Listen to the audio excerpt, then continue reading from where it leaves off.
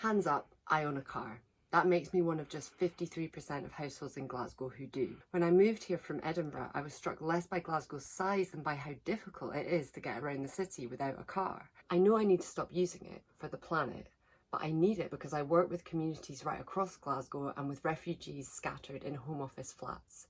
Refugees who are sharing the experience of some of Glasgow's oldest communities, pushed to the outskirts of the city and denied affordable transport around it. Some of the mums I work with were given bus passes during the pandemic. With first day tickets costing £4.70, nearly all of the £5.70 Home Office daily allowance, these bus passes had been like the key to the city. Most communities require 2 buses and a day ticket to get to the other side of the city centre, so that's 2 buses to get from Cranhill to Kelvin Grove Park. For single parents especially, that's not only unaffordable, it's highly impractical. In my experience, transport is the biggest single barrier to accessing Glasgow's free cultural offering. It's also a barrier to employment and to maintaining the social networks that are vital to our mental health. Our disconnected, unaffordable public transport system has led Drumchapel residents to go as far as to set up their own bus service. From next year, under 22s will travel free on buses, which is brilliant.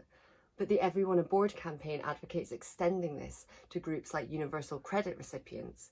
And I think this is vital for children's rights because a 5-year-old can hardly travel alone.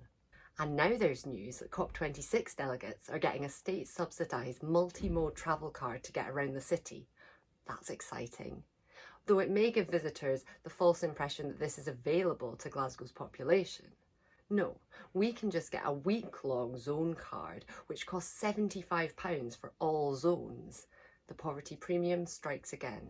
Short of free public transport for all or public ownership, a multi-mode travel card like the London Oyster would make it much easier to subsidise travel for those who need it most. That's why it should be on every party's manifesto for the local elections next year. Because as long as car remains the easiest way to get around Glasgow, it will remain a deeply divided and unsustainable city.